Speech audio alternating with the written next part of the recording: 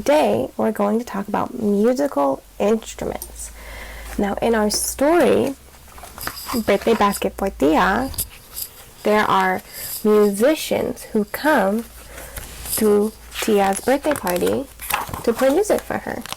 And we have three different musicians. We have someone who is playing a wind instrument, and then we have two string instruments. We have a guitar, and we have a violin. And so that's what we're going to be talking about today. We're going to be talking about wind instruments and string instruments. And we're also going to talk about percussion instruments. So to start, we're going to talk about wind instruments, which are instruments that you blow air into.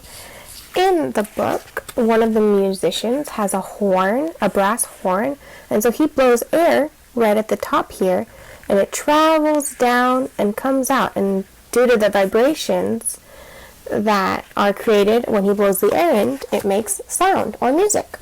Friends, there are so many types of wind instruments. Look how many there are. Oh my goodness, so many.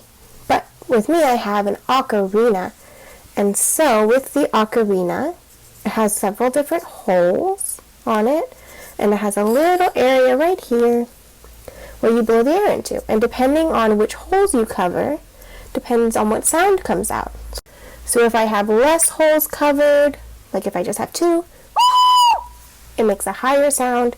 But if I have more hole covers, so now I have 5 holes covered, it makes a lower sound, which is the pitch. So pitch is how high or low a note is.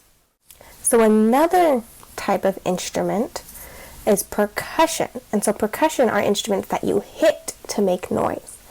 So there are several types of percussion instruments. One that I have is a tambourine. And so you shake it, and the little metal pieces hitting the side is what makes the jingle. Or you can hit this part, this flat part, and it will make a noise too. And so that's a percussion instrument, and percussion instruments make noise, make music by being hit. Our final type of instrument that we're going to talk about are string instruments. And in the book, there are 2 types of string instruments. There's the guitar and a violin. And so the difference between a guitar and a violin is that the guitar is really, really big, but the violin is really, really small and uses a bow to strum it. And so with string instruments, we pluck the strings in order to make music. That's why they're called string instruments, because we pluck the strings. And so what happens when you have a big string instrument like a guitar and then a smaller string instrument like a violin is that they make different sounds. So a violin makes a higher pitched sound, so it has higher notes, and a guitar makes lower pitched sound, so they make lower notes. And just like all our other instruments that we learned about, there are many types of string instruments. And even if we don't have instruments, we can still make music using our body. So like clapping our hands, or stomping our feet, or using our vocal cords and singing. There's lots of different ways to make music. And so right now we're going to make our own little melody, our own little song, by clapping our hands.